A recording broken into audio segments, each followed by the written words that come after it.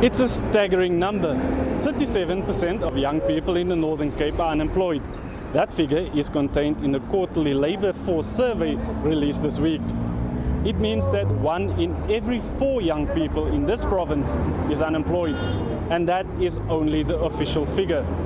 The expanded figure, that includes those who have lost hope and are no longer looking for work, could be substantially higher.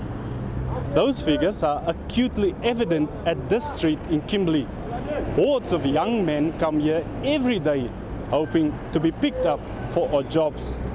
It's very hard to be unemployed because of what?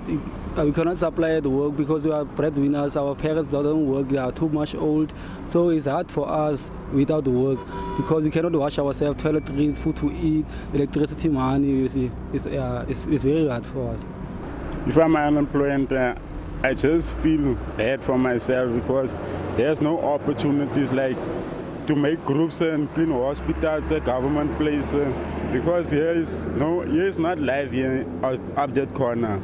It's only the guys is stolen some of the guys because there's no job. That's why other guys tell me I wanna just do house brackets because there's no job in life. Northern Cape Premier Zamani Saul, in his maiden State of the Province address, prioritised youth unemployment.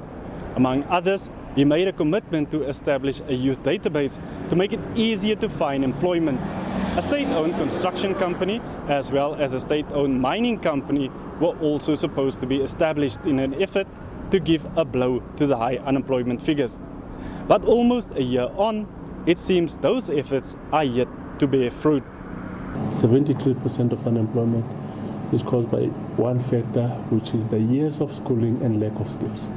So if we want to address the high levels of unemployment, and particularly amongst the young people in the Northern Cape, which now has reached levels of crisis, we'll have to ensure that we subject a large number of young people to vocational training, artisanal training, and also is to ensure that the ones who are passing matric and passing matric very well get exposed to proper post-matric training.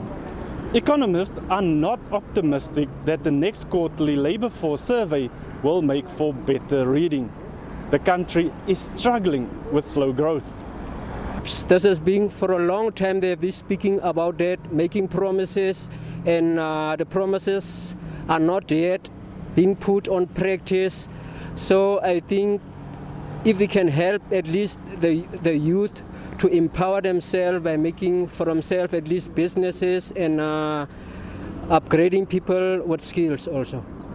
We're just asking for the government to help us with a small money because all of us, we have something we can do, like a business. I can open the business, you can own it, me money, then I can open a business for a few period, let me say a year or 2 years. After 2 years, then I give you your money back, then I move on with my business, you see. Yeah, all of us, we have the skills to where we see.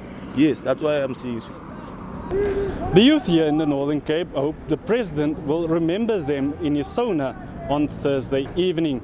But more importantly, that the words he utters in Parliament will lead to employment and a brighter future for them. Ulrich Hendricks, SABC News, Kimberley, Northern Cape.